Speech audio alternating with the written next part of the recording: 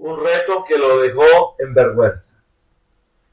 Un profesor de la Universidad de Berlín, a principios del siglo XX, propuso un desafío a sus alumnos con la siguiente pregunta: ¿Dios creó todo lo que existe? Un primer alumno respondió valientemente: sí, Él creó. ¿Dios realmente creó todo lo que existe?, preguntó nuevamente el maestro.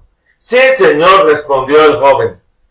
El profesor respondió: si Dios creó todo lo que existe, entonces Dios hizo el mal, ya que el mal existe. Y si establecemos que nuestras obras son un reflejo de nosotros mismos, entonces Dios es malo. El joven se calló frente a la respuesta del maestro, que feliz se regocijaba de haber probado una vez más que la fe era un mito. Mejor dicho, se relamía con satisfacción.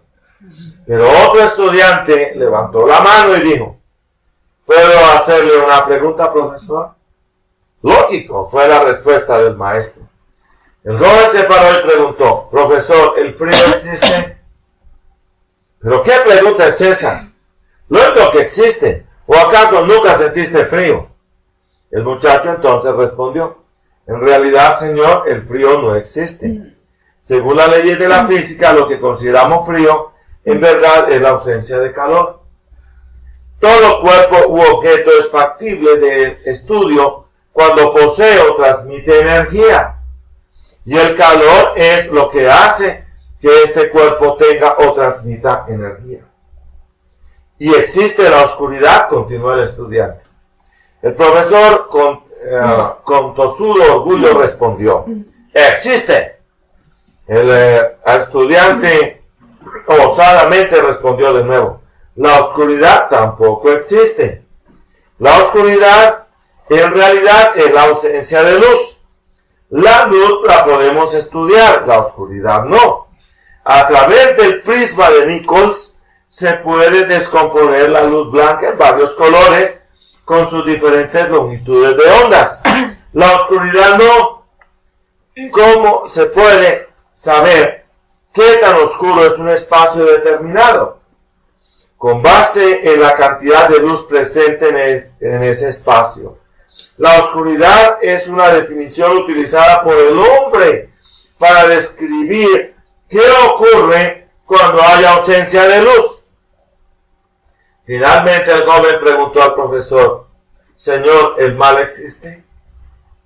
El profesor respondió: como afirmé al inicio, vemos estupros, crímenes, violencia en todo el mundo.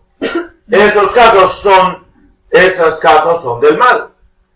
El persistente estudiante respondió: el mal no existe, señor. O por lo menos no existe por sí mismo. El mal es simplemente la ausencia del bien. De conformidad con los anteriores casos, el mal es una definición que el hombre inventó para describir la ausencia de Dios. Dios no creó el mal. El mal es el resultado de la ausencia de Dios en el corazón de los seres humanos. Es igual a lo que ocurre con el frío cuando no hay calor o con la oscuridad cuando no hay luz. El joven fue aplaudido de pie y el maestro, moviendo la cabeza, permaneció en silencio. Unos días después, el director de la universidad se dirigió al joven estudiante y le preguntó: ¿cuál es tu nombre? El estudiante, rascándose la cabeza, contestó: me llamo Albert Einstein. Tremendo, ¿no es cierto? Ah, qué cosa tan impresionante. Muy bien. Y vamos a Gálatas capítulo 5, versículos 16 al 21.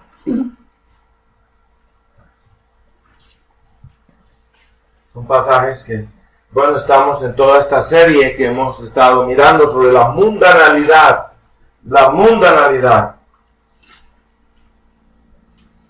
Que muchas veces nos llega en forma de ofertas muy sugerentes, ¿no es cierto?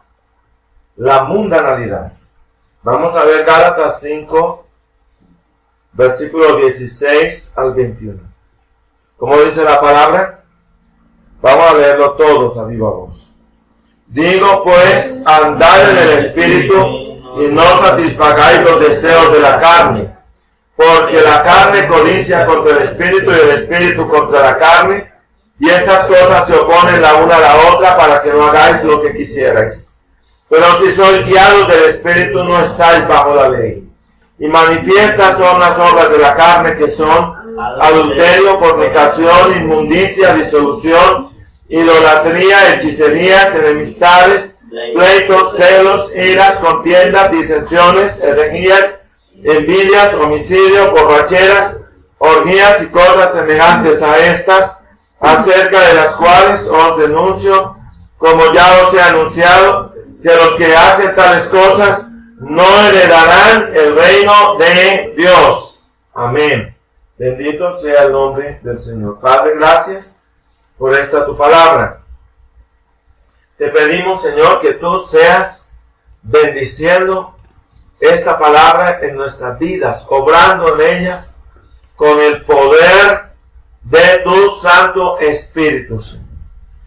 Gracias, Padre Celestial, por darnos entendimiento en estas cosas. Que haya apertura de corazón para recibir y para actuar en consecuencia, Señor. En el nombre de Jesús, danos de tu Espíritu, Señor, más y más cada día. En el nombre de Jesús, amén y amén. Muy bien, en toda esta serie que hemos visto sobre el ambiente pecaminoso o mundanalidad, hemos estado haciendo un periplo y un examen bíblico sobre el mundo. ¿Cómo era el mundo antes de la caída? Cuando estaba bajo el perfecto gobierno directo de Dios sobre la tierra. Luego estuvimos viendo la tragedia, el mundo espiritual tras la caída, el mundo en su estado espiritual presente, como cayó por la caída de Adán, este mundo bajo el dominio de Satanás, y cómo ha sido establecido el reino de las tinieblas en este mundo durante un periodo transitorio. No es permanente la presencia de este reino de las tinieblas. Y hemos visto cómo la humanidad está muerta espiritualmente y por lo tanto bajo el reino de las tinieblas, haciendo lo que es del reino de las tinieblas y de Satanás. Y es por eso que el Señor Jesús a los judíos incrédulos no nacidos de nuevo les dijo: vosotros de vuestro padre el diablo sois, y los deseos de vuestro padre queréis cumplir. El homicida ha sido desde el principio y no ha permanecido en la verdad. Cuando habla mentira, de suyo habla, porque es mentiroso y padre de mentira. Y vemos cómo este mundo de una u otra manera hace la voluntad de ese gobernante que es el diablo. Y en consecuencia hay una tensión dual entre Cristo y el príncipe de las tinieblas. Y hay una tensión dual entre Cristo y el mundo. Y es una tensión permanente. Hemos estado leyendo en estos días el libro titulado Armagedón de Leon Uris. Muy buena obra, donde a grosso modo, en forma novelada, nos presenta el estado de tensión permanente entre el dominio soviético en la Alemania Oriental y en Berlín y los aliados del otro lado. Y cómo había un estado permanente de tensión entre esas dos fuerzas. Y no había forma de un acuerdo o de un entendimiento. La tensión era constante. Y esto apenas es un burdo ejemplo para hablar de la tensión dual entre Cristo y el mundo. Entre Cristo y el mundo. Tenemos un mundo que está en enemistad con Dios. Y las leyes de este mundo, de una u otra manera, son opuestas a las leyes de Cristo. Así que entonces estamos frente a una eventualidad. Y es un mundo que no ama a Cristo, que no le sigue. Un mundo que de una u otra manera sigue es la coyunda del diablo. Eso es lo que hemos estado viendo en todo este tiempo. Y vimos, entre otras cosas, este pasaje de 2 de Corintios capítulo 6, del versículo 14 al 18, donde dice: no os juntéis en yugo desigual con los incrédulos, es decir, con el mundo. Porque ¿qué compañía tiene la justicia con la injusticia? ¿Y qué comunión la luz con las tinieblas? ¿Y qué concordia tiene Cristo con Belial? ¿O qué parte el fiel con el infiel? ¿Y qué consentimiento el templo de Dios con los ídolos? Porque vosotros sois el templo del Dios viviente. Como Dios digo, habitaré y andaré en ellos y seré el Dios de ellos y ellos serán mi pueblo. Por lo cual salid en medio de ellos y apartaos, dice el Señor. Y no toquéis cosa inmunda y yo os recibiré. Y seré a vosotros padre y vosotros me seréis a mí hijos e hijas, dice el Señor Todopoderoso. Y entonces la Biblia nos enseña a no amar al mundo ni las cosas que están en el mundo. Y vemos que hay hoy una gran parte de la iglesia del Señor que predica un mensaje que no afecta al mundo. En primer lugar, porque no predica la palabra de Dios en toda su real dimensión. Y no predica y ha desplazado lentamente el mensaje de la soberanía de Dios. Del Dios que es Rey, soberano, Señor, que es justo y santo, y señala por su palabra el pecado, y señala el mal, y advierte y señala sobre el carácter inminente del juicio final, el juicio eterno que se acerca. Y ese mensaje hay que cambiarlo, hay que trocarlo, no podemos predicarles un mensaje así, porque nos volvemos legalistas e infierneros, y todo lo que quieran decir, aunque en parte también eso es cierto, ¿no? Pero lo cierto es una iglesia que habla de un mensaje que sea acomodaticio para el mundo. Un mensaje que haga amortiguación, que sea complaciente.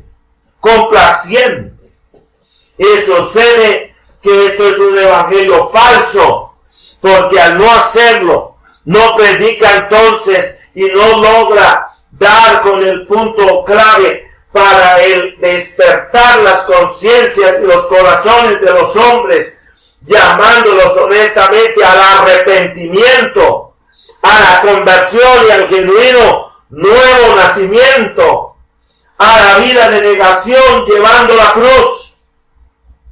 Consecuentemente, hay una tensión dual entre Cristo y la cultura. Vimos que el ser humano, por su misma naturaleza, el hombre es creador de cultura, porque Dios creó al hombre con unas grandes facultades e inteligencia para transformar el medio. Así que el hombre es un transformador y el hombre genera culturas. Y las culturas como tales no estamos diciendo que sean malas. No es esto. Pero sucede que cuando nosotros miramos lo que nos dice la palabra de Dios en el libro de Levítico, la palabra nos advierte que en todo donde pusiera su mano el leproso, habría la inmundicia de la lepra.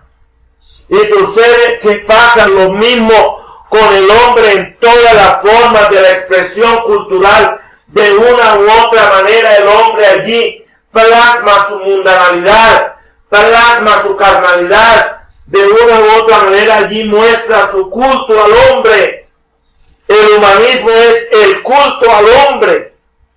Y uno ve muchas veces en el arte, en la escultura, la manifestación de la humanidad, el humanismo, la prolongación, el sentido de vanidad humana. Eso es lo que está allí. Eso es lo que está centrado. El culto a los valores, a la presunta bondad humana.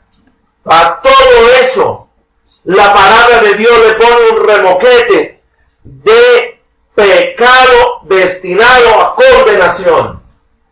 A condenación.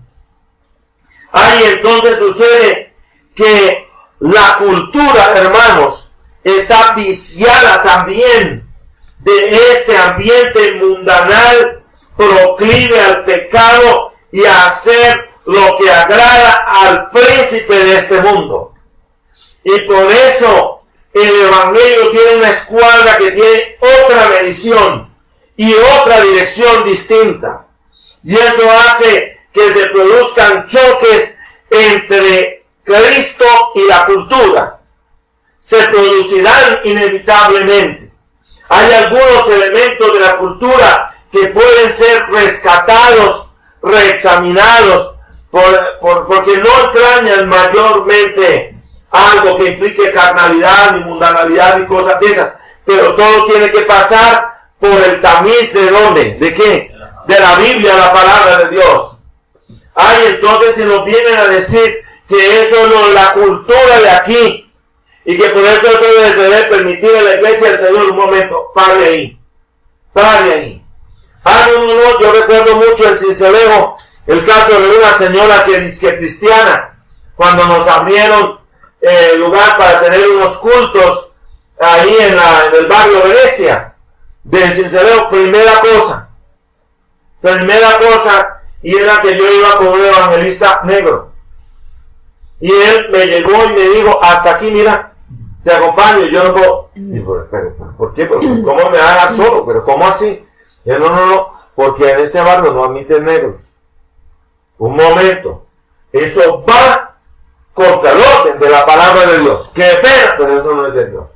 Y lo segundo era que la señora muy estilizada y bueno, eso muy bien, súper elegantes todos los que iban a esa reunión y todo, pero la señora le daba al niño, al hijito del alma, la tarjeta de crédito para que se fuera a divertir el fin de semana, porque pobrecito, es que es varón, y lo que pasa es que no se ha convertido, el pobrecito, no, qué pena, pero eso no es de Dios. No, porque eso es lo de aquí se acostumbra a eso. Se acostumbra a eso, pero eso es lo que se acostumbra, pero eso no está determinado por la palabra del Señor. Yo, ir a soltarle la cuota o ir a soltarle la tarjeta de crédito para que se vaya para la zona rosa, pues, lo que llamamos en Bogotá la zona rosa, a rumbear porque pobrecito, todavía no se ha convertido. Lo siento, eso no es de Dios. Yo para la vagabundería, yo para la vida sucia, escúsenme el término, yo para la vida de tirambo, no señor, qué pena, eso no es así. Y si vive en mi casa se vive conforme a las leyes del reino de Dios, y qué pena, no hay lugar ni para ropa, ni para esto, ni para llegar amanecido, ni para nada de esto, porque todo tiene que ser agradable al Señor. Hay una lucha inmediatamente con la cultura. No, es que eso es lo que se acostumbra aquí. ¿Qué importa? Lo que importa es lo que dice aquí. la Biblia, la palabra de Dios.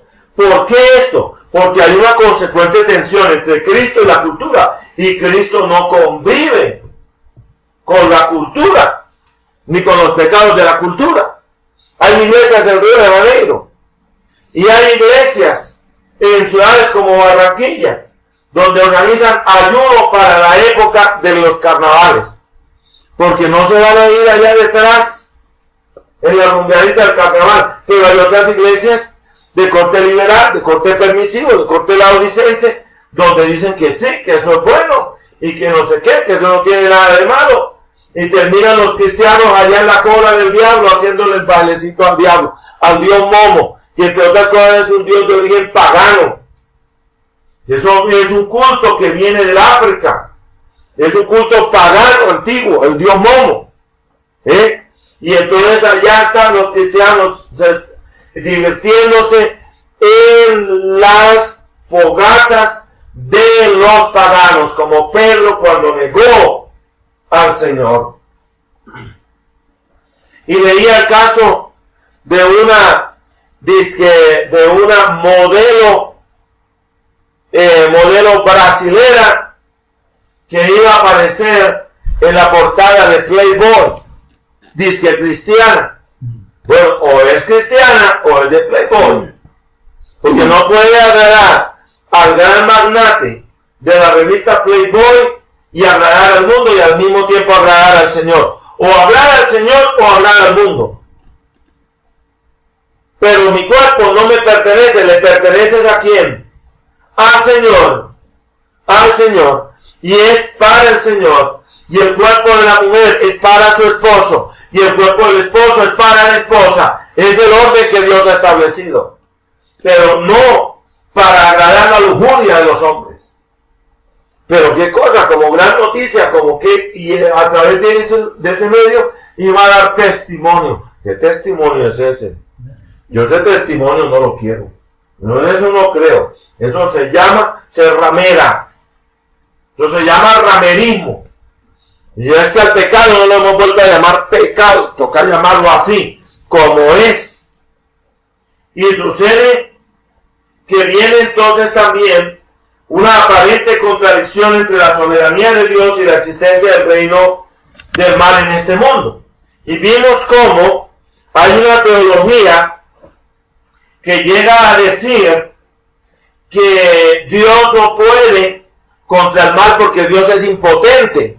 Porque el mal es el que está dominando y Dios está luchando por entrar y Dios está luchando por sacar la cosa del mal de este mundo, pero que Dios es impotente en el tiempo presente porque todavía no ha derrotado bien todo el reino de las tinieblas y que por eso Dios es impotente sobre este mundo. Dios es el mismo Dios soberano. Y hay una cosa que ayer la estuvimos viendo, hoy también y la enfatizamos, y es que hay muchas cosas de Dios que no las podemos entender. La Biblia dice, las cosas secretas pertenecen a Dios. ¿Por qué Dios permite el reino del mal en este mundo? Sí lo permite, pero hasta cierto límite. Porque dice la palabra de Dios que Dios le dijo al mar, hasta aquí llegarás y de aquí no pasarás, y hasta aquí llegará el ímpetu de tus olas. Y así sucede con el mal. Dios le ha puesto un límite y Dios lo ha sentenciado a un fin. A un fin. Así que no se trata de que el diablo tenga todo el pleno poder en este mundo, no. Es hasta donde Dios se lo permite. Hasta donde Dios se le permite. Va a haber un momento en que Dios va a levantar el dique. Cuando dice la palabra que sea quitado el que ahora impide. ¿No? Y ahí va a haber la gran manifestación en toda la plenitud del reino del mal del anticristo sobre el mundo. ¿No? Bueno. Pero hasta este momento el mal está, pero tiene un límite. Bendito sea Dios. Y en Isaías, el capítulo 46, el versículo 10, queda muy en claro que nunca la presencia del reino del mal en este mundo implica debilidad o impotencia por parte de Dios. Porque lo que dice es, Isaías 46:10, dice que anuncio lo por venir desde el principio y desde antiguamente lo que aún no era hecho. Que digo, mi consejo permanecerá y haré todo lo que quisiere, o todo lo que yo quiera, eso será lo que haré. ¿Cuál es el propósito de Dios al permitir el mal en este mundo? No lo sabemos, pero su sabiduría es infinita. Y hay cosas que Él nos ha dado a conocer y entender aquí. Y hay cosas de Dios que aquí no las podemos entender, pero las podemos comprender. Y allá, en la eternidad, Él nos las dará a entender por qué esto o por qué lo otro. Lo cierto es que en el Salmo 73, Asaf nos hace ver que este mundo ha sido puesto en un deslizadero. En un deslizadero ha sido puesto. Y si han sido puestos en un deslizadero es porque ya prácticamente está señalado para caer al despeñadero. Esa es la realidad. Y luego estuvimos viendo la misericordiosa oferta de Dios de amnistía y perdón completo por gracia a este mundo hostil y rebelde. Mientras tanto, lo que hay es una amnistía de Dios para el mundo. Y veamos lo que dice Primera de Timoteo en el capítulo 1, el versículo 15. Primera de Timoteo, el capítulo 1, el versículo 15. En Primera de Timoteo, en el capítulo 1, en el versículo 15, la palabra de Dios dice esto: palabra fiel y digna de ser recibida de todos, que Cristo Jesús vino al mundo para salvar a los pecadores, de los cuales yo soy el primero. Mire para qué vino el Señor: para salvar a los pecadores. El vino fue para eso. Entonces hay una oportunidad aquí, una oportunidad de salvación. Veamos Juan capítulo 8, el versículo 36.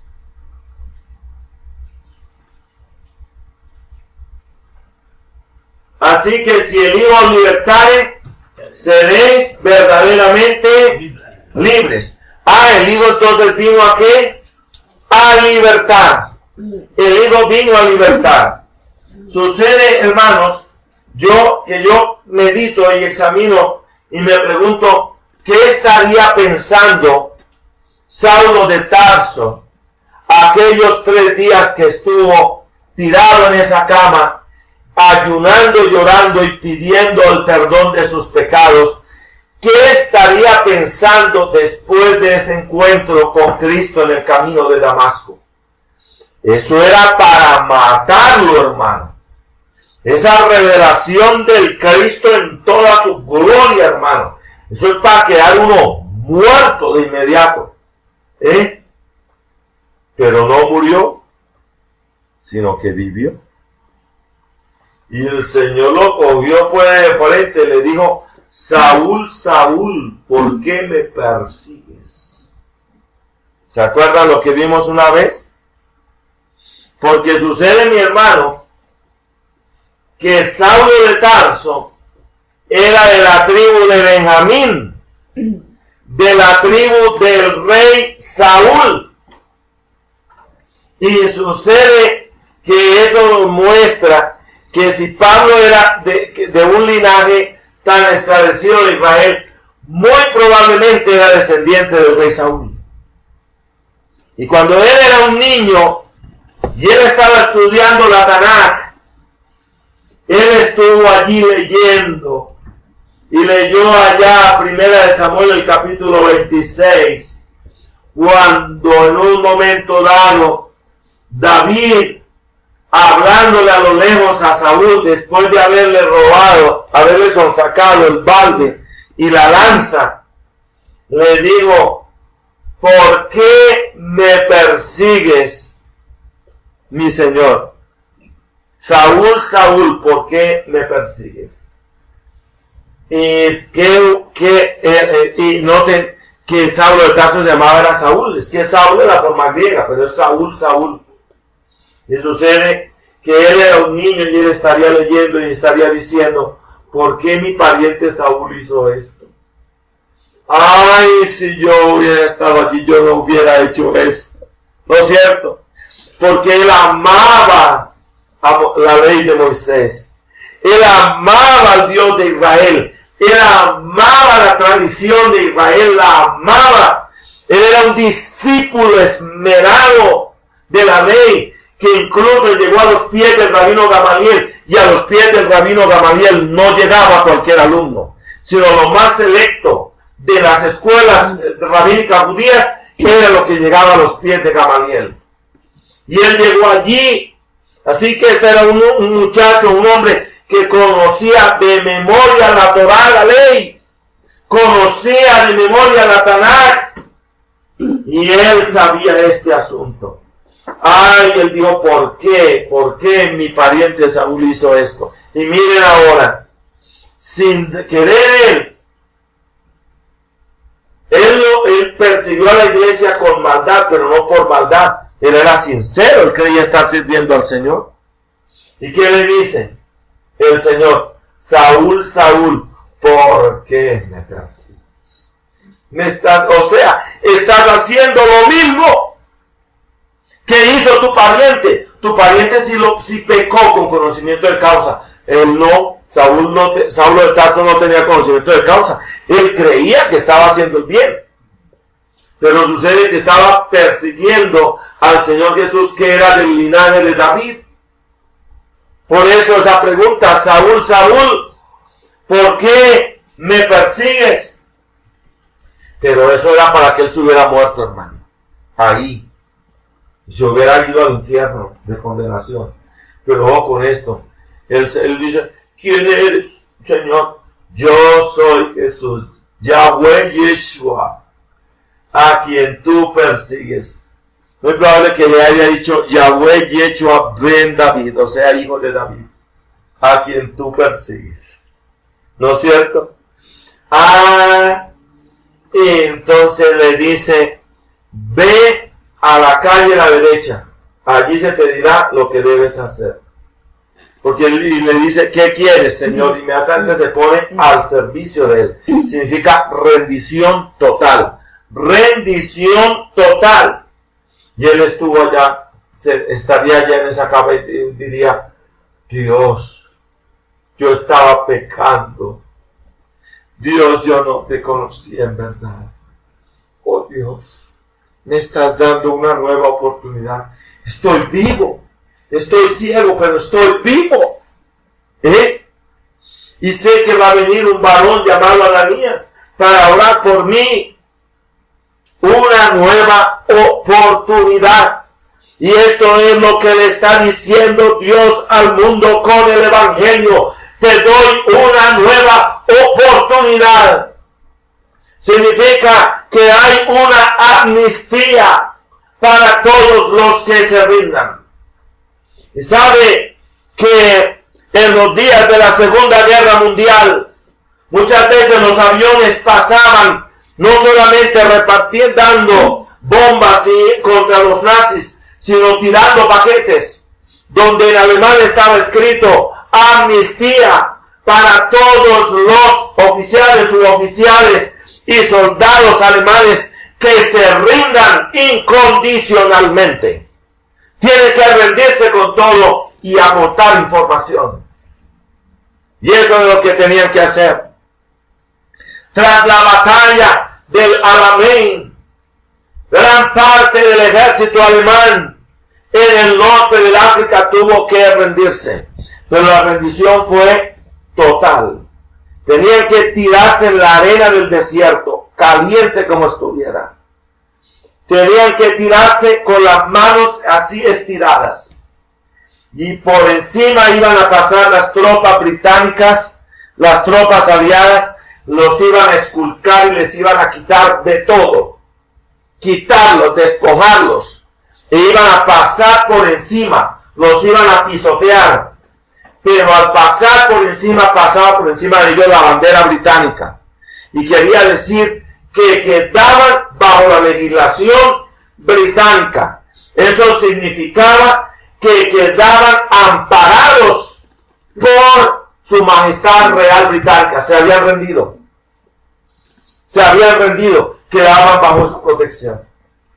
Quedaban bajo esa protección. Y este es el sentido de la oportunidad, de la oferta que Dios brinda. Pueden sobrevivir, pueden tener vida, pueden tener perdón completo, pero tienen que rendirse incondicionalmente. Es decir, derrota total. En la Primera Guerra Mundial, cuando terminó la guerra, vino la firma de los acuerdos de Verdún. Y sucede que en esos acuerdos las potencias aliadas le dieron a Alemania una cantidad de privilegios. Y Alemania hacía exigencias, golpeando duro. Golpeaba y hablaba con soberbia. Y hacían exigencias a las potencias aliadas. Y las potencias dijeron, démosle una nueva oportunidad. Vamos a ver. ¿Cuál fue la nueva oportunidad? Dieron lugar al nazismo para que entrara, y el nazismo entró, formó todo ese embuchado que armó, hablaron, se rearmaron, se volvieron a aliar con las potencias que se volvieron a aliar, otra vez con Italia y otra vez con el Japón, y otra vez metieron al mundo en el conflicto mundial. En la segunda ocasión, cuando en Bélgica llegó al cuartel del Estado Mayor de los Aliados, el mariscal Hahn llegó con soberbia, llegó con cetro de mando y llegó con todas las insignias y toda la cosa. ¿Y sabe qué sucedió? Allá llegó a hablar de las negociaciones entre las partes para un virtual cese al fuego. Y Eisenhower les dijo, no señor, aquí lo que hay es una rendición total, inmediata, incondicional, y me entregan todo el territorio de Alemania, lo entregan a los aliados.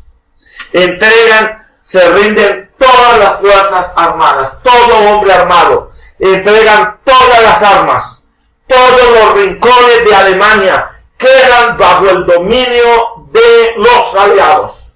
Y usted sale de aquí en traje de rayas, como un padezo, como un vulgar bandido. Y eso es lo que ustedes son. No, que respeto a las dignidades militares. No, señor. Pícaros y bandidos es lo que son. Y salen para el tribunal de Nuremberg. Un tribunal de justicia. Rendición total e incondicional. Y el tipo ahí firmó.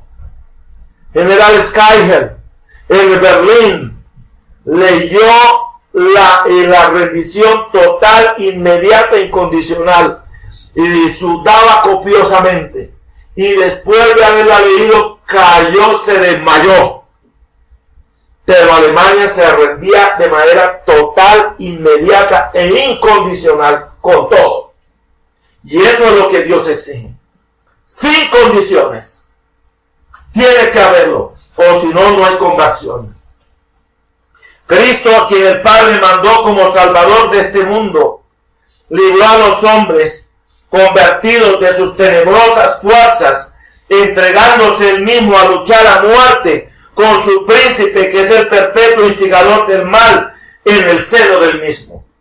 La crisis de este mundo se produjo cuando el Señor Jesús salió del aposento alto y fue a encontrarse con ese príncipe. Notarán ustedes, lo vimos la vez pasada, el Señor salió del aposento alto. ¿A qué salió? Dijo, viene el príncipe de este mundo, porque el príncipe de este mundo venía a encontrarse con el Señor. Venía a encontrarse como lo que dice aquí, lo que leímos hoy. Ven y veámonos las caras, le dice un rey al otro. Vengan, porque venía la confrontación espiritual entre el reino de las tinieblas y el reino de la luz, porque el Señor iba a morir en la cruz del Calvario para redimirnos. A eso fue que vino el Señor y se tenía que enfrentar. Pero ¿qué le digo el Señor? Viene el príncipe de este mundo, pero no tiene nada en mí. O sea, resbala. Ningún punto por donde me pueda entrar. Ninguno. Porque había vivido una vida plenamente humana, pero sin pecado. Sin pecado. Y vimos entonces, mi hermano, esa tensión dual entre Cristo y el mundo. El apóstol Pablo nos muestra al cristiano como un crucificado. Veamos Gálatas 2:20. Gálatas 2:20. ¿Cómo dice Gálatas 2:20? Dice, con Cristo estoy juntamente colgado en el madero. En la revisión de 1960 dice, con Cristo estoy juntamente crucificado. Y vivo no ya yo, sino vive Cristo en mí. Y lo que ahora vivo en la carne, lo vivo en la fe del Hijo de Dios, el cual me amó y se entregó a sí mismo por mí. Veamos Gálatas 6:14.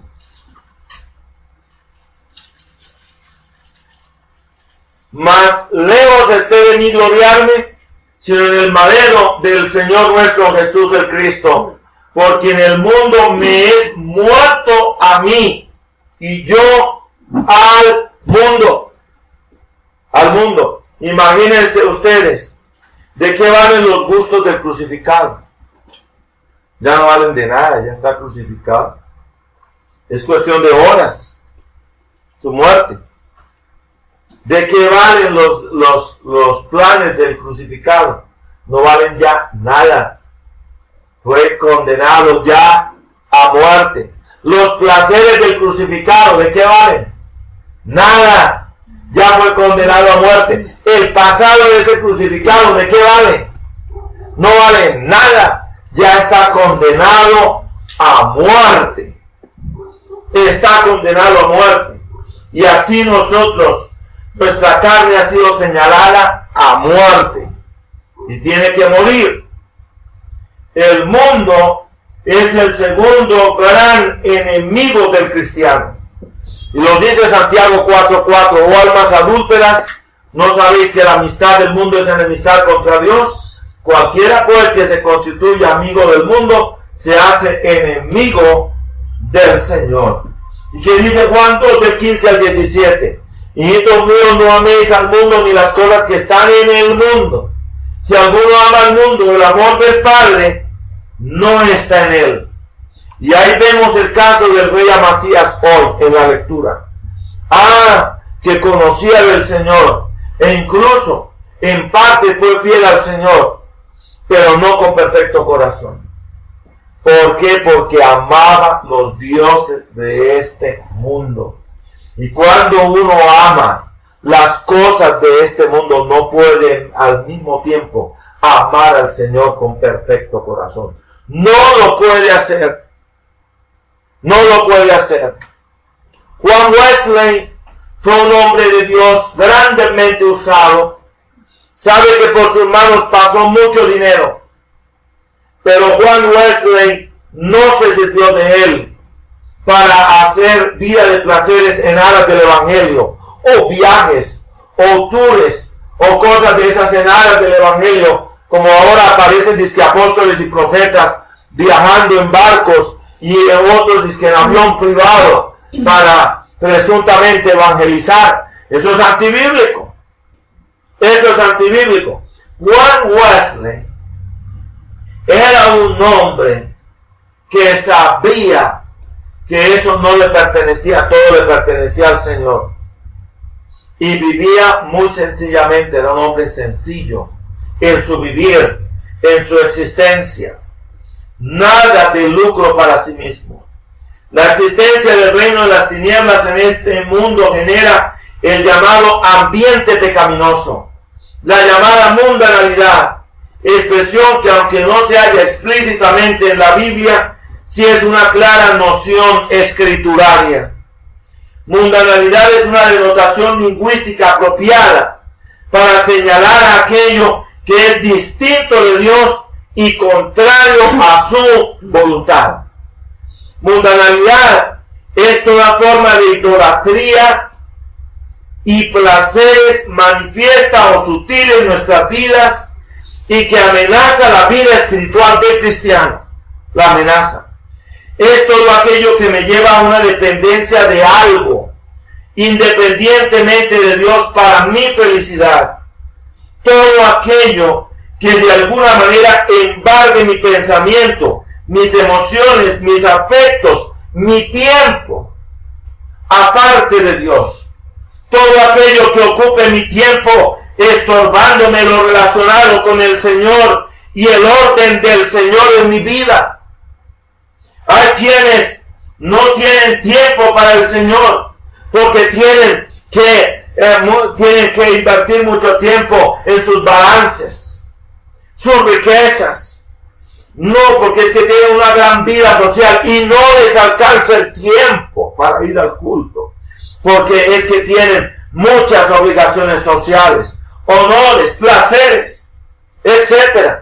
Y eso me recuerda el caso de un africano que recibía la visita de un misionero, y el misionero hablándole de Dios y hablándose de devolverse al Señor, y el africano le decía: oh sí, misionero, oh sí, muy bueno todo eso, pero yo quiero decirle algo. Le digo: venga usted a mi rancho, venga para acá.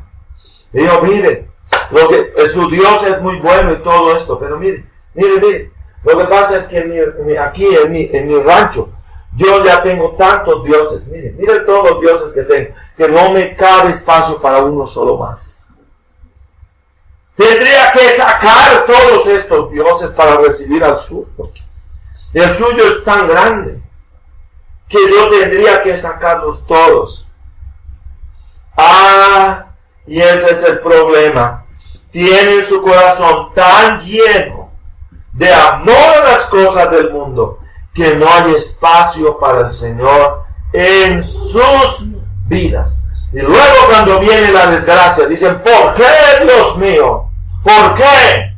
Pero es que en su vida no había lugar para Dios. No lo había.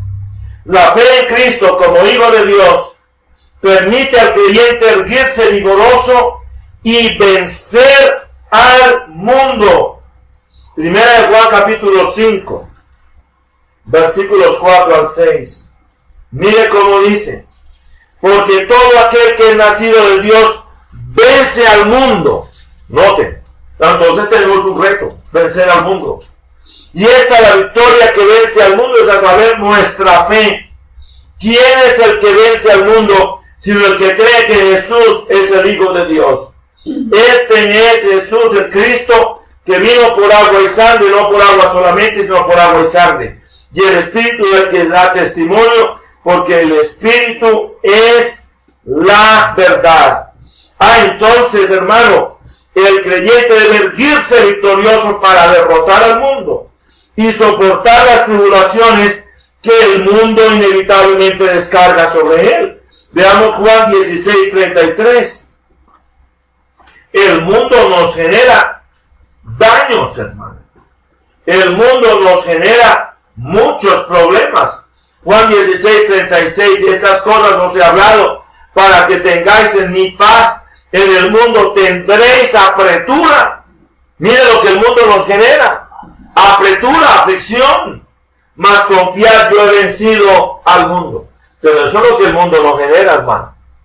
Eso es apretura, daño.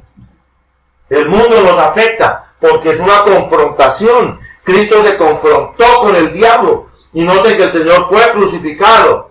Así también nosotros los cristianos nos confrontamos con el mundo.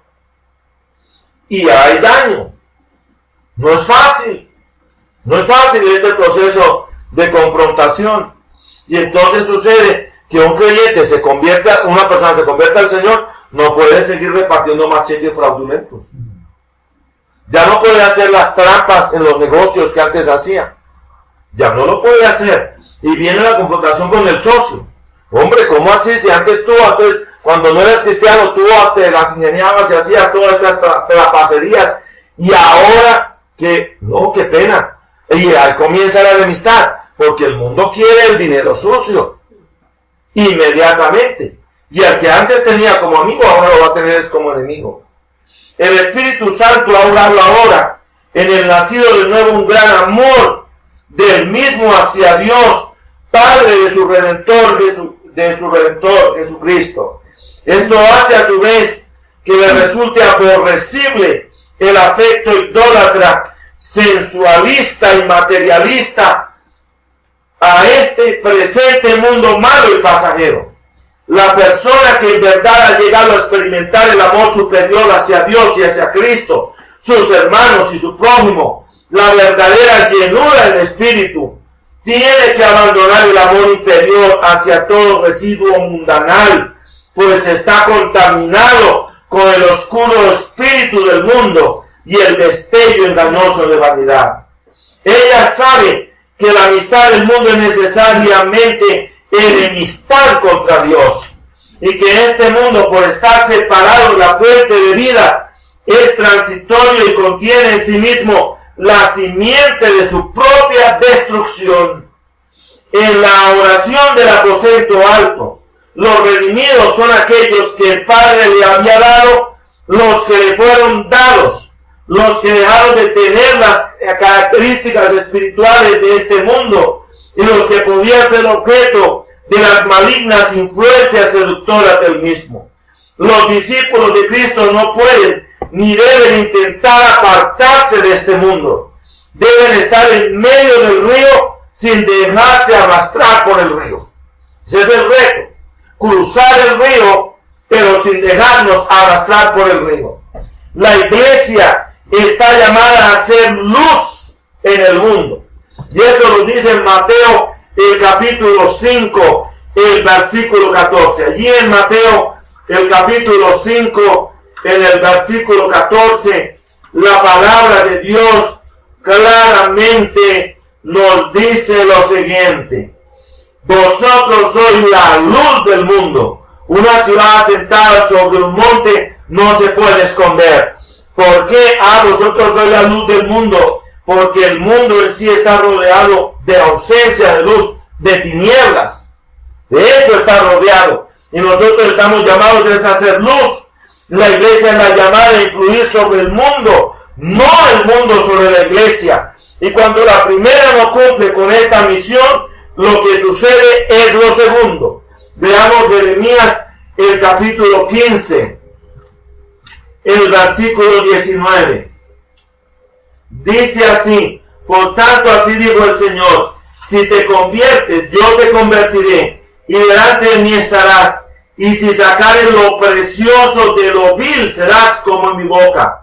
Conviértanse ellos a ti, y tú no te conviertas a ellos. Pero ¿qué tenemos hoy? Una iglesia a la cual el lema parece ser: mundanalicemos la iglesia para traer al mundo a Cristo. Y entonces ahora tenemos el evangelio rockero. Entonces la iglesia tiene que vestirse con los atuendos de este mundo para traer al mundo a Cristo. Y esto está generando un falso cristianismo, una falsa cristiandad no convertida y por lo tanto proclive a la apostasía. Hace 10 años era imposible hablar de la homosexualidad en la iglesia. Hoy es un punto de vista. Y en la reunión de pastores para un pastor y dice: hermano, ese es su punto de vista. O sea que hoy la verdad de Dios es un simple punto de vista. El punto de vista mío es otro y yo sigo a Cristo. Pero el Cristo que él sigue no es el mismo que nosotros seguimos. El Cristo es un Cristo permisivo con el pecado. Nosotros es el Hijo de Dios, que es santo, infinitamente santo. La iglesia es la llamada a influir sobre el mundo, no el mundo sobre la iglesia. El mundo entero es el campo misional en el cual la iglesia ha de cumplir su misión de dar el mensaje testimonial evangélico por palabra, vida y obra, como lo ordenó el Señor Jesús. Ello se debe a que el mundo sigue siendo el mundo de Dios, aun cuando por el momento esté sometido al maligno. Y viene finalmente la restauración final en plenitud del mundo a su ambiente edénico original. Y vamos a ver Romanos 8:21. Romanos 8:21. En Romanos el capítulo 8, el versículo 21, la palabra de Dios dice así: con esperanza que también las mismas criaturas serán libertadas o libradas de la servidumbre de corrupción en la libertad gloriosa de los hijos de Dios. Entonces esto nos está hablando de algo muy importante. Al final, en el milenio, la verdadera hermosura de la tierra será restaurada, y una vez que todo el mal haya sido destruido y los hijos de Dios sean manifestados, toda la creación será liberada de la esclavitud de corrupción a la libertad gloriosa de los hijos de Dios. Cuando esto suceda, Dios será todo en todos. Primera de Corintios, el capítulo 15, el versículo 28. Primera de Corintios 15, 28. La palabra de Dios dice: mas luego que todas las cosas les fueren sujetas, también el mismo Hijo se sujetará al que le sujetó a él todas las cosas, para que Dios sea todo en todos. Noten. Y entonces al final dice la palabra que Dios será todo en todos. En otras palabras, Dios estará presente de un modo total en el universo. El vidente de Apocalipsis, o sea, el apóstol Juan, vislumbraba un día cuando las grandes voces en el cielo proclamarán que los reinos del mundo han venido a ser de nuestro Señor Jesucristo, y dice que Él reinará por los siglos de los siglos. En Apocalipsis capítulo 11, versículo 15.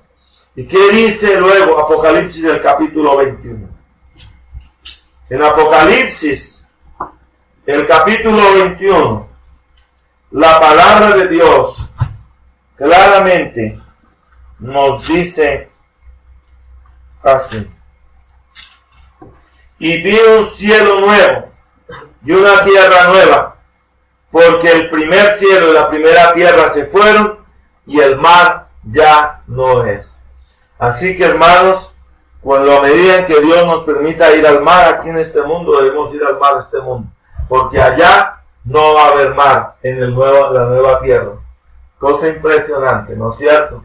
Pero entonces, más allá de esta presente tierra restaurada, el Señor nos habla de un nuevo cielo y de una nueva tierra. Bendito sea el nombre del Señor. Estamos viviendo días muy peligrosos, donde se está predicando un evangelio antinomiano, un evangelio laodicense, es decir, un evangelio sin ley, un Cristo sin cruz y un andar sin cruz. Y esto es un peligro, porque esto es un falso andar, y si no llevas la cruz, no podrás entrar a la presencia de Dios. Tienes que morir a ti mismo. Hermanos, recordemos que el Señor Jesús nació, murió para nuestra redención, resucitó para nuestra justificación, ascendió a los cielos para interceder por nosotros y viene pronto. Oremos. Padre, te damos gracias por ser tan franco y honesto con nosotros, Dios, y decirnos que no hay forma de comunión entre Cristo y el mundo, la vida del mundo sin Cristo. Que no hay forma de amar al mundo y amarte a ti al mismo tiempo. Oh Padre, obra en nosotros cada día más. Te pedimos perdón por nuestros pecados. Haznos ver en qué cosas estamos amando al mundo, que lo acariciamos, qué pecados hay que allí están ocultos y los acariciamos. Y que tu cepillo, Señor, de tu espíritu los saque, nos lo haga ver, Señor. Y cada día obres más el cambio, hasta ya no reconocernos a nosotros mismos en el espejo, sino reconocer solamente a Cristo en nuestras vidas. Oh Padre, esto te lo pedimos. Te pedimos el perdón de nuestros pecados, más amor y más consagración. Ese es un amor que es santificante, vivificante. Ese es un amor que es restaurador. Oh Padre, que nos lleva a una mayor postración delante de ti, a una mayor consagración. En el nombre de Jesús, te damos gracias, Señor. Oh, aleluya, Señor. Gracias, Padre Santo. Bendito sea tu nombre para siempre. Gracias, Señor. Oh, sí, Señor. Gracias, Señor.